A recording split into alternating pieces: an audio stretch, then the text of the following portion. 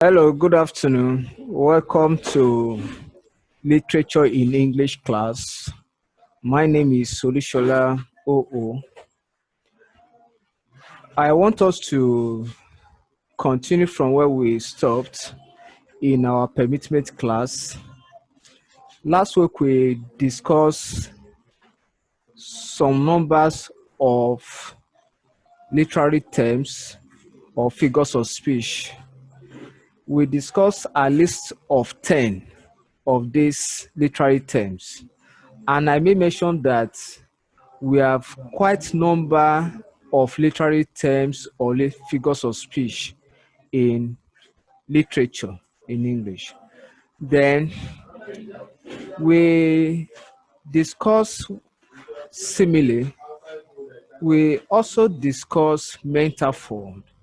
We say both simile and metaphor are used for comparison, but the difference between simile and metaphor is that simile is an indirect comparison of two different objects, while metaphor is a direct comparison of two different objects.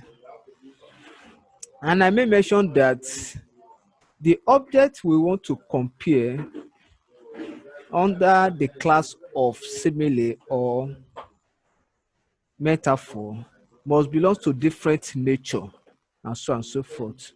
Then we also discuss personification.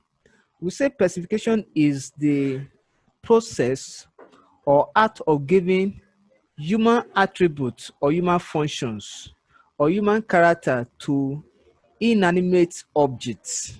That is, what human being is capable of doing. Such action is relinquished to non-living thing. For instance, the sun smiled at me last week. So imagine one way, imagine that is the sun a human being that has the ability to smile, and so on and so forth. Then we also talk about oxymoron. I may mention that the word oxymoron is derived from a Greek word, two Greek words, oxy and moron. Oxy simply means light. Oxy simply means good. Oxy simply means nice. Oxy has to do with positive or possibility. Then while moron has to do with dark, evil, bad, or negative, and so on and so forth. So in literature or in literary expression, where two opposite ideas or two opposite words or philosophies are placed side by side in one particular statement, it is called oxymoronic statement. For instance, one can say that she lives in illuminative darkness. Imagine how would somebody be living in illuminative darkness? Or he played beautiful nonsense. Imagine that you say he played beautiful nonsense. So how can something that is beautiful at the same time be nonsense? Such expression is oxymoronic statement. Then we also talk about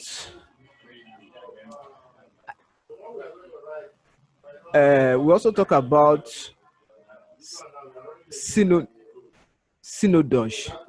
Yeah, we'll talk about synodose and so on and so forth. So this afternoon we'll be talking about others, but time and space will not permit us to discuss all of them.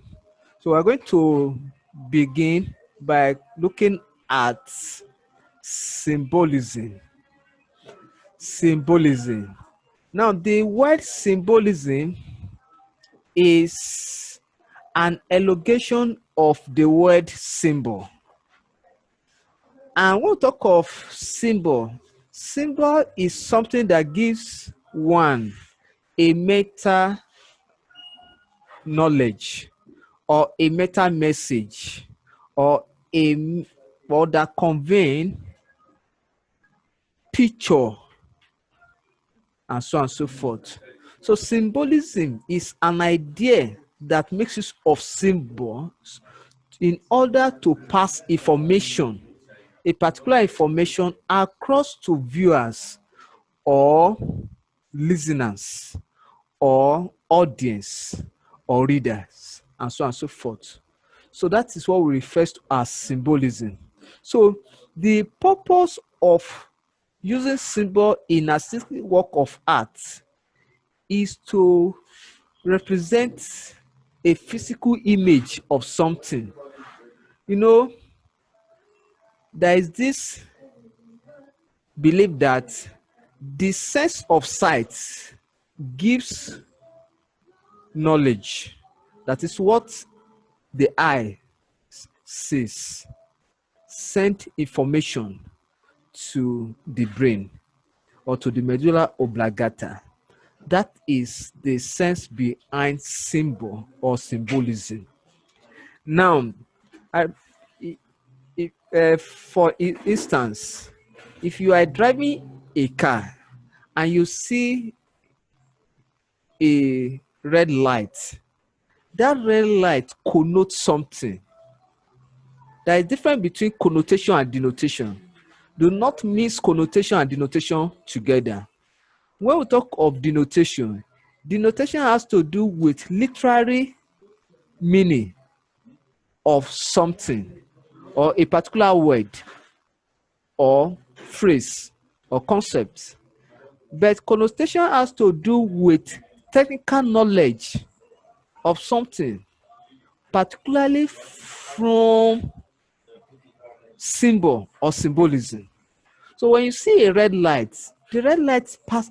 Despite that the red light is not human being that talk or that can talk, that red light communicates to someone who is driving. Simply means stop. You can see this. So that's so symbol communicates to audience or to reader. So the same thing applicable in literature or literature.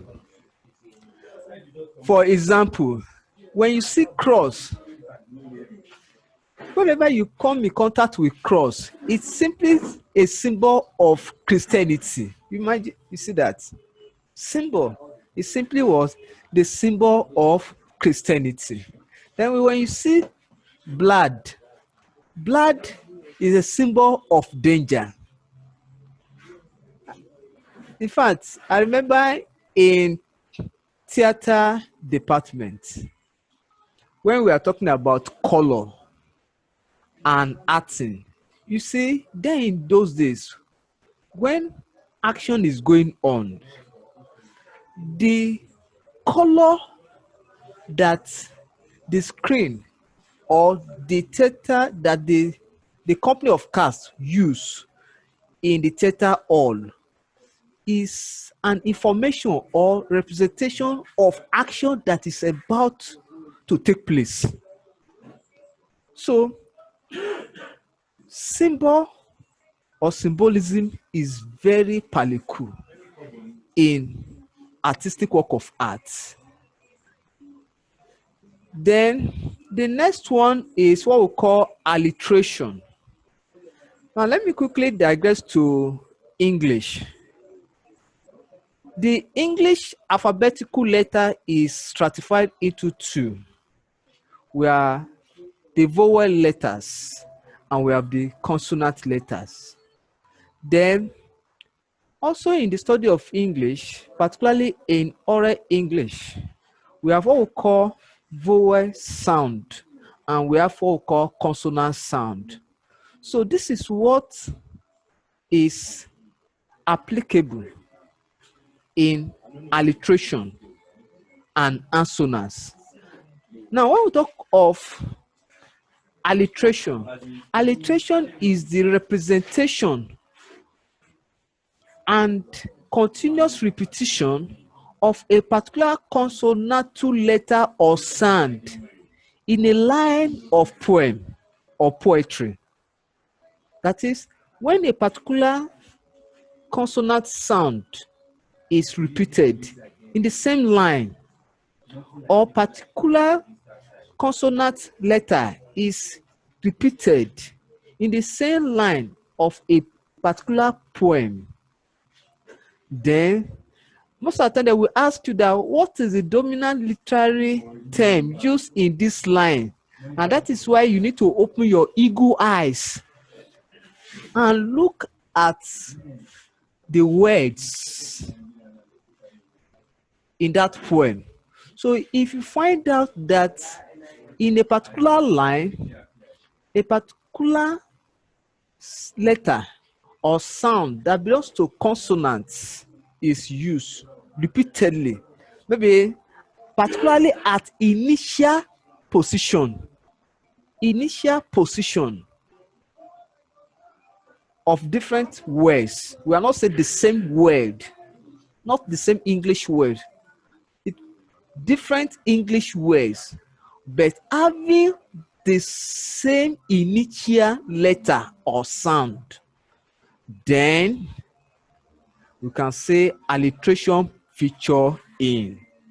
Example: bouncing baby boy. Bouncing baby boy. If you look at the spelling of bouncing, the initial letter there is B, Sambo. Then the word baby is not the same as bouncing, but the initial word letter there is letter B. Then the word boy, the initial letter there too is letter B. So it means that BB is alliterated in this line. So if we have such expression in a line of poetry, then BB is alliterated. Very simple. Then example 2, cockroach and king. We are not saying the same word, but having the same initial letter or sound. So in example 2, with confidence can say CC is alliterated. So alliteration is very simple. And alliteration is used to add to the lyric of a poem or poetry. So you don't just use it for fun.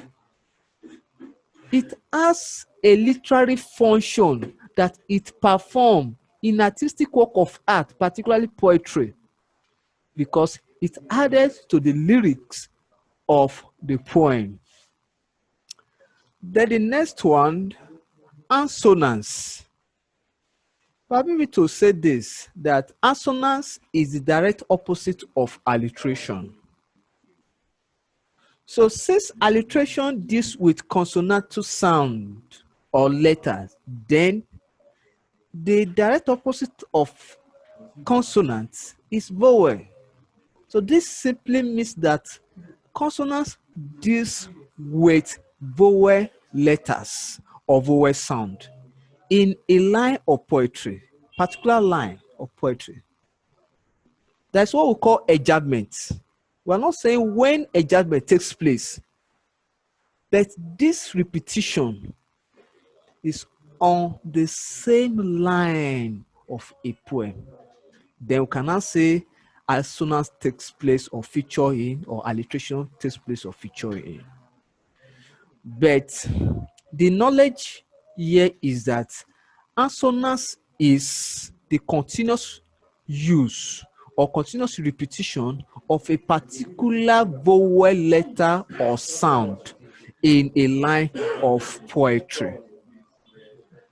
For examples, the bat is back in the bad basket. The bat is back in a bad basket. So if you look at the word bat, we have a letter in between, letter A. Then in the word back, we have a letter A, sound A. In the word bad, we have a letter A, sound A. Then in the word basket, we have a letter A, sound A. So we can now say that A is assonance. Very simple. Example 2. Friday's father fried 5 fish on Friday. Friday's father fried 5 fish on Friday. So if you look at the word Friday, we have letter I that sound as A. In the word fried, we have letter I that sound I.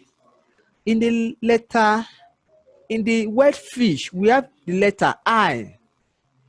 In the word 5, we have the letter I. In the word Friday, we have the letter I.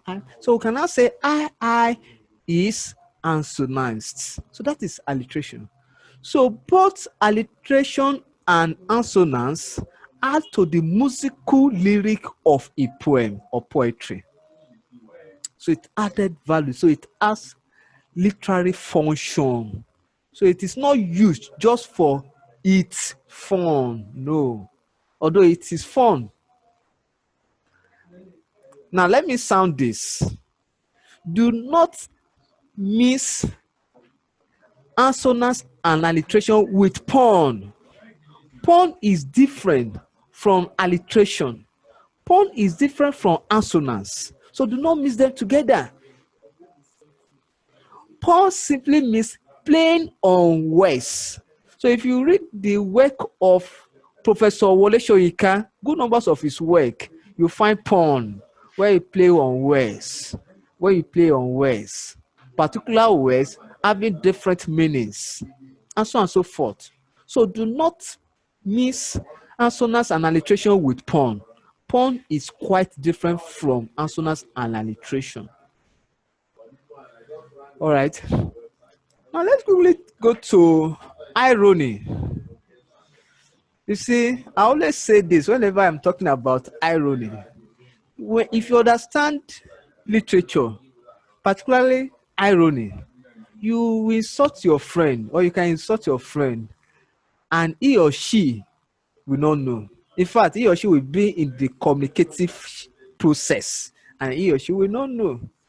But other literati will understand, or we know what you are talking about. So literature is so interesting. So when we talk of irony, generally it is believed that, or said that, irony is an indirect statement. That is the direct opposite of what the speaker has in mind. Correct. The direct opposite of what the speaker has in his or her mind is what is regarded as irony. But here I say that this term refers to the recognition of a reality different from its masking appearance. Okay. Do you get the logic? Recognition of a reality from its masking appearance. That is, it is different from the way the words or the words look. That is, the meaning of what the word defined or suggests or conveying is different from the physical appearance of the words or the characters of the words itself. That is irony. Example: King Kogi is a generous man. He can even take from a street beggar. Can you see the contradiction? The ironic statement. He is a generous man. When you say somebody is generous, it means that he's a giver. He gives. So it means that the king can give, or the king gives. But ironically, not say he can even take from a street beggar. So it means that, so if somebody who can steal from a street beggar, and you call such a fellow a generous fellow, this is an ironical statement. So the question is that where is the generosity of such a fellow or such a king? So indeed, he is not generous. It's not generous. But an average listeners, let me not say literature students, an average listener will, hey, so you mean the king is generous? We're not looking at the underlying clause that he can even take from a street beggar. Ironical statement. Now let's quickly look at example 2. He is a gentleman on the streets. Maybe you have a friend standing by you, another friend maybe by your right, and you are communicating to the one by your left that the person by my right is a gentleman on the street, and the person will be smiling that you are hailing him. What does it mean to be a gentleman on the street? It simply means to be an armed robber. Irony. So that's why I say this term refers to the recognition of a reality. So the reality of he is a gentleman on the street is that he is an armed robber. From its masking appearance, hey, it's a gentleman on the street. So irony is very interesting. In fact, we have types of irony, but time will not permit us to touch them all. We have what we call dramatic irony. We have what we call situational irony. We have what we call statement or expressive irony. We have these 3 types of irony. And company of casts or playwrights or actors and actresses make use of these types of irony in different situations. So let me look at the next one. Hyperbole. When we talk of hyperbole, another word for hyperbole is what we call exaggeration. You know, when you exaggerate things, it's what we call hyperbole. So it simply means an overstatement. When you overstate a particular event or incident that happened, becomes hyperbole or exaggeration. We are not saying that the event did not take place. No, it happened. But in the course of giving or narrating the event or the incident or giving the lowdown of what happened, as women would say, they say adding sugar, adding pepper, adding maggi, you add everything that is addable to it to make it look sweet in essence. It becomes hyperbole or exaggeration. Now also take note of this. Do not mix hyperbole with farce. Yes. Maybe because the speaker is interested in provoking laughter from the audience. It's different from when a speaker exaggerates an event or incident. So when a speaker provokes laughter from audience or from the listeners, that is farce. Farce is different from hyperbole. But the essence of hyperbole is to exaggerate an event or incident or something that happens. Okay, for instance, let us look at these examples. Monday is taller than Cocoa House. Imagine. Is it possible for somebody to be taller than 25-story building? Cocoa House in Ibadan is a 25-story building. Of course, Monday is tall. One can say, yeah, by physical appearance, Monday is tall, but it cannot be as tall as Cocoa House in Ibadan that was built by late Chief Obafemi Awolowo with cocoa money. Then, 25-story buildings. So it is not possible. So the speaker in this content have exaggerate the tallness of Monday, comparing it to the Cocoa House. That is exaggeration, hyperbole. So in exam, when you say a statement like that, if there's no hyperbole, there will be exaggeration. So they are used interchangeably. Bear that in mind. Look at example 2. Audu can finish 30 wraps of pounded yam. Imagine. No matter the parameter of the hunger that Audu is going through, you can't finish 30 wraps of pounded yam. It's not possible. Yes, the speaker may try to tell us the level of the hunger of Audu, but not up to the extent that he will sit on a particular seat and at a go finish 30 wraps of pounded yam. That is an exaggeration. Let us consider one more before I draw off the curtain this afternoon. Euphemism. You see, most of the time we want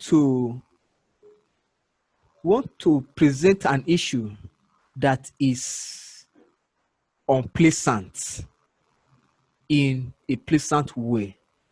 The literary term for such a situation or for such acts is called euphemism. It is a deliberate act by some speakers, particularly by African elders. Consciously or unconsciously, African elders make use of euphemism, particularly when a particular family lost a loved one and they don't want to tell that family or the mother or the father and open it up, say, yes, your child died yesterday, knowing fully well what it may result to, maybe considering the health condition of the father or the mother of that child. Then they present such a situation in a mid manner or in a pleasant manner. Then gradually unwrap the meaning of what they are trying to convey to the listener. And that's why I say that this is a deliberate act of expressing horror or unpleasantness in a midway. That is something that bad events that happened, then trying to present it in a calm way. That is, it's just a small thing. So you don't need to bother about it. So you don't need to be freaked. And so on and so forth. Example, Adamu has kicked the pocket. So when you go to Adamu's mother and tell Adamu's mother that Adamu has kicked, I've always want this boy to stop playing ball. To an extent that you have to go and kick somebody's pocket. Not knowing that the speaker is telling Adamu's mother that Adamu is late or Adamu has met his Waterloo. That is, Adamu is dead. But imagine the way the speaker presents it, that Adamu has kicked the pocket. That is, Adamu has now become a street footballer, kicking everything that comes to his way. So this is a whimsical statement. The girl has been deflowered. Please take note. It is not a grammatical expression to say disflower. So this means that disflower is not a grammatical expression. It's deflower. So when you say a young girl has been deflowered, deflower, so she likes flower. Oh, she loves flower. But that's not what the speaker is saying. What the speaker has in mind is that the young lady in this content has lost her virginity. So, but imagine that. So if the speaker will have said, hey, she has lost her virginity, imagine what people, the way people will look at such a lady. But the speaker package it and present it in a light manner, as if it is one glorious thing that has happened to the lady or to the young girl. So this is what we call a femusic statement. So I will draw up the curtain here. Do we have any question? Any question? Okay, if there's no question, I have this assignment for us with 2 examples each. Explain the below literary terms. 1, climax. Then 2, pun, sarcasm, innuendo, litote, and meiosis. So explain these 5 literary terms. Then give 2 examples of each of them. So thank you and God bless you. So if you are listening and watching this lecture via our YouTube channel, I want to encourage you to continue to subscribe and encourage others to join us.